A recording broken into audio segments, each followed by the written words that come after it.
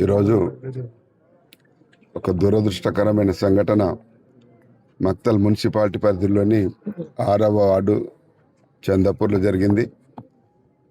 Bharatiya Janata party అభ్యర్థిగా councillor అభ్యర్థిగా పోటీ చేసిన ఎరుకలి మహాదేవ్ గారు సూసైడ్ చేసుకోవడం జరిగింది.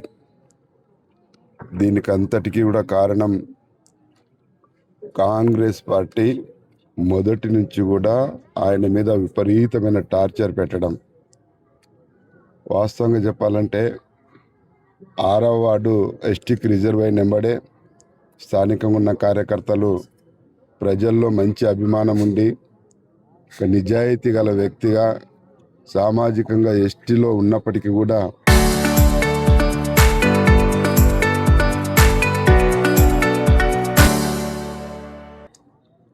ఊర్లో అందరితో కలిసిమెలిసి ఉండే వ్యక్తి ఎరుకలి మహాదేవ్ అయితే మంచి అభ్యర్థి, అందరూ కూడా ఆయనను గెలిపించుకుంటారన్న అభిమానంతో స్థానిక కార్యకర్తలంతా ఆయనను తీసుకొచ్చి నా దగ్గర భారతీయ జనతా పార్టీలో చేరుతాను, నేను మీరు ఒకవేళ అవకాశం ఇస్తే పోటీ చేస్తానని చెప్పడం జరిగింది. నేను స్వాగతించాను. మంచి నిర్ణయం, రిజర్వేషన్ అనుకూలంగా వచ్చింది కాబట్టి పోటీ చేయమని చెప్పి కండువా వేసి ఆయనను పార్టీలకు స్వాగతించాను. ఆ తర్వాత కండువ వేసిన మరుక్షణం నుంచి ఆయన మీద విపరీతమైన టార్చర్ పెట్టి, నువ్వు పోటీ చేస్తే మా తరఫుకి వెళ్ళి పోటీ చేయి, లేకపోతే ఊరు వదిలిపెట్టి వెళ్ళిపో అని చెప్పి విపరీతంగా టార్చర్ పెట్టడం వల్ల మాకు మాట వరుసకు కూడా చెప్పకుండా 4-5 రోజులు ఊరిడిచిపెట్టి వెళ్ళాడు. తర్వాత ఎక్కడ పోయిండని ఎంక్వైరీ చేస్తే హైదరాబాద్కు పోయిండు, నీ ఊర్లో ఉండవు కానీ బెదిరించడం వల్ల అని తెలిసింది. ఆ తర్వాత బెదిరిన వ్యక్తిని మనం ఎందుకు వ్యవహారం చేయాలి అని మేము కూడా వదిలిపెట్టాం. తర్వాత వాళ్ళ తమ్ముడిని కూడా కాంగ్రెస్ వాళ్ళు చేరదీసి, అంతకుముందే మీ అన్నను ఊర్లోకి వెళ్ళిపోమని చెప్పు, నీకు టికెట్ ఇస్తామని చెప్పి ఆయనను మభ్యపెట్టి చివరకు ఆయనను కూడా మోసం చేసిన తర్వాత వీళ్ళందరూ అన్నదమ్ములు కలిసి మాట్లాడుకొని మళ్ళీ నా దగ్గరకు వచ్చి, తప్పైంది క్షమించండి, భయపడేలాగైతే క్యాండిడేట్గా ఉండకండి, ఎట్లా భయం సృష్టించడము కాంగ్రెస్కి అలవాటు, మరి వాళ్ళు గెలవాలని ఒకే ఒక ఇదితోన ఎన్నో రకాల ఇదికి దిగజారుతారు, మీరు భయపడకుండా పోటీ చేసేలాగైతే మేము అభ్యర్థిగా ప్రకటిస్తాం, లేకపోతే ఆల్టర్నేటివ్గా క్యాండిడేట్ అని చెప్పాం, అవకాశం ఇవ్వండి, పోటీ చేస్తామన్నారు. పోటీ చేసిన తర్వాత కూడా విత్డ్రాయల్స్ అయిపోయిన తర్వాత కూడా నా దగ్గరకు వచ్చి 2-3 సార్లు ఆయన చెప్పడం జరిగింది, నన్ను సరెండర్ కమ్మంటున్నాడు, వాళ్ళు ఎంబడి తిరగమంటున్నారు,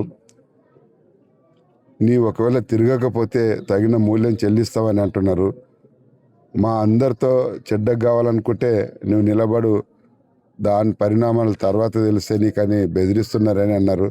బెదిరకురా నాయన, మక్తల్లో భారతీయ జనతా పార్టీ బలంగా ఉంది, ఊర్లో కూడా నీకు బలం చాలా ఉంది, వాళ్ళ బెదిరింపులకు లొంగకని చెప్పి నయాన భయాన అన్ని విధాలుగా వాళ్ళను ఒప్పించి ధైర్యం చెప్పి పంపించడం జరిగింది.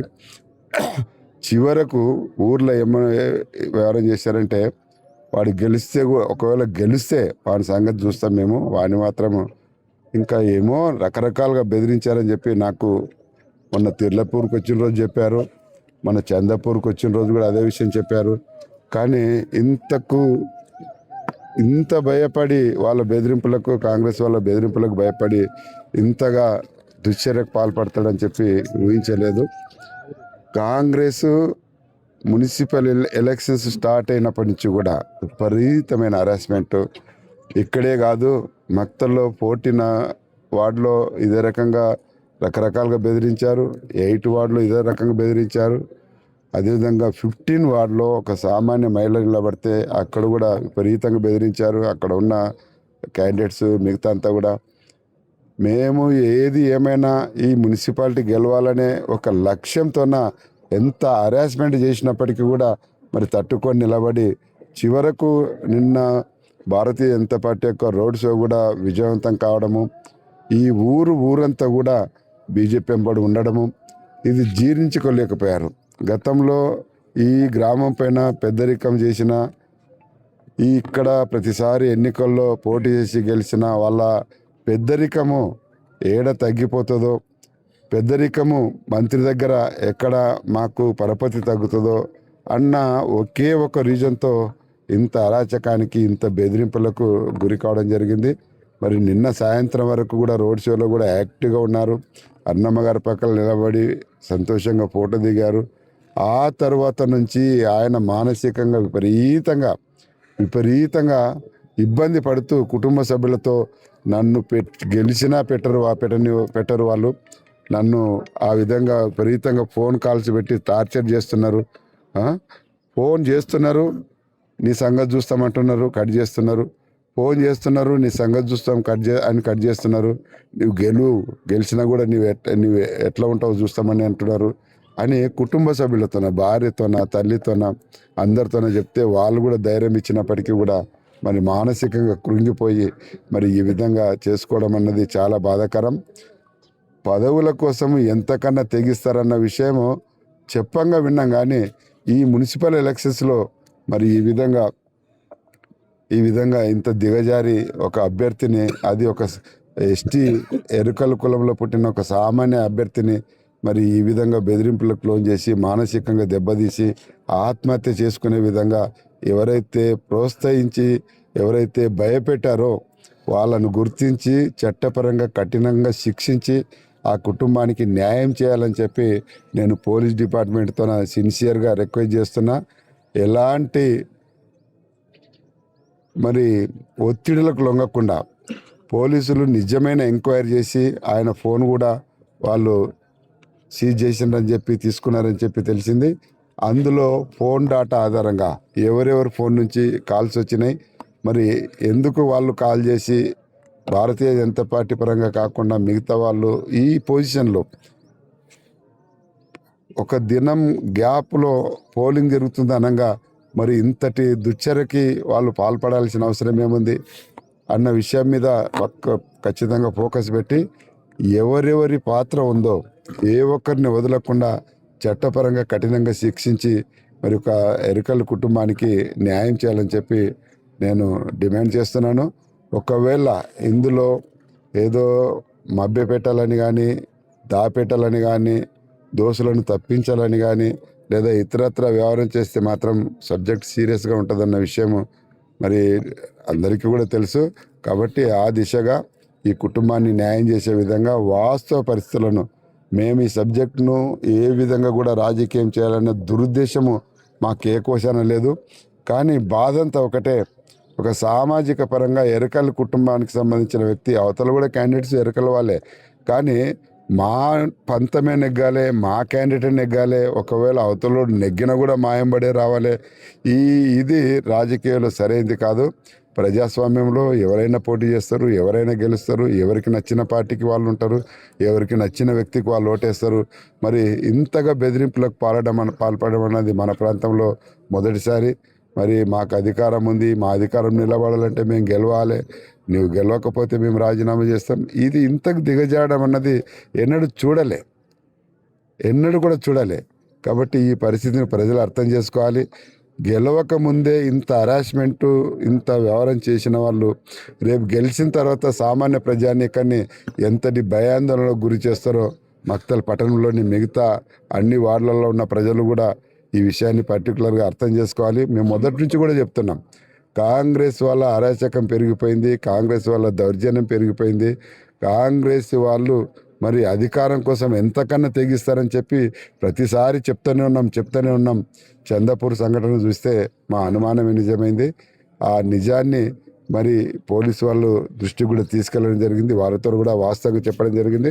నామినేషన్ వేయక ముందు నుంచి కూడా, జైన్ అయినప్పటి నుంచి కూడా ఏం జరిగిందో అన్న విషయం స్పష్టంగా పోలీసు అధికారులకు కూడా చెప్పడం జరిగింది. కాబట్టి ఆ కోణంలో విచారించి, ఫోన్ ఆధారంగా విచారించి, కుటుంబాన్ని భయభ్రాంతులకు గురి చేసి, లేదు ఈ విధంగానే చేయండి, ఈ విధంగానే మీరు చెప్పండి అన్న ప్రలోభాలకు గురి చేయకుండా పోలీసు వాళ్ళు నిజాయితీగా ఎంక్వైరీ చేసి ఒక కుటుంబానికి, ఆ తల్లికి, ఆ భార్యకు న్యాయం చేయాలని చెప్పి నేను డిమాండ్ చేస్తున్నాను. అంటున్నారు ఏడ చూసే బీజేపీ గెలుస్తుందమ్మా, నేనే గెలుస్తా, ఓట్ల మాత్రం నేను జీవితంలో ఓడిపోను, నేనే గెలుస్తా, నాదే ఫస్ట్ నంబర్ ఉంది, నేనే గెలుస్తా. బీజేపీకి ఫుల్ పవర్ ఉంది, ఏడ చూసి అదే వస్తుంది అందరి నోట్లలో. నేనే గెలుస్తా, గెలిచిన కూడా నన్ను పెట్టారు, నాకు ఒత్తిడి పెట్టిండ్రు, నన్ను బెదిరిస్తున్నారు, ఏమేమో మ్యాటర్లు పెడుతున్నారు ఫోన్లు అన్నాడు. అవి ఎవరో పెడుతుంటారు బెదిరిపు, నాకు అది ఇస్తాడు డూసు.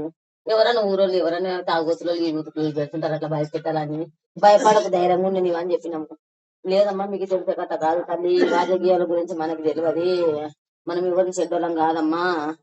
నన్ను ఫోన్ ఒకటి నాకు బేడీలు వేస్తామని పెట్టిండ్రు, బేడీలు వేస్తారంట, గెలిస్తే కూడా గెలిచిన రోజే నన్ను పట్టుకపోయి ఎక్కడెక్కడ ఆగం చేస్తారేమో అన్నాడు. నీది బ్రహ్మ, నీది బ్రహ్మ, నీవు అట్లా ఊహించుకుంటావు, నీది బ్రహ్మ. ఎవరికి చెడ్డోడు కాదు ఊర్లో, మనకి ఎస్టీలకి ఎక్కడోళ్ళకి వచ్చింది కాబట్టి మనం దాంట్లో పోయినాము, లేకుంటే మనం ఏం కోతుంటిమప్ప, మన అంత భయం ఉన్నాడు ఏం కోతివని కూడా అన్నాం సారు.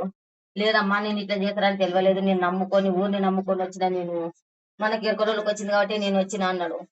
అదే అన్నాడు సార్, ఇంకేం తెలియదు. గెలుస్తాం అయితే నేనే పక్క గెలుస్తాను కూడా చెప్పిండు, భయపడదే లేదు, గెలుస్తాను మళ్ళీ నన్ను భయపెట్టిస్తున్నారు అన్నారు సార్. నాకైతే భయపెడుతున్నారు అన్నాడే, ఊరిచి పోతామని కూడా అన్నారంట. గెలిస్తే ఊరిచి పోతామన్నారంట, ఊరిచి పోతారంట. ఈ పార్టీ గెలిస్తే ఊరిచి పోతామన్నారంట ఊరోళ్ళు. ఇది కూడా చెప్పిండు, పోతే పోతే నా కోట్ల చరిత్ర సృష్టించినోడు ఇప్పుడు ఆ చరిత్రని తిరగరాయబోతున్నాడు. అబద్ధాల గోడల్ని బద్దలు కొట్టి నిజాలను రాగా మీ ముందుంచబోతున్నాడు. నిజమైన వార్తల కోసం వెంటనే డౌన్లోడ్ చేసుకోండి రా యాప్ని.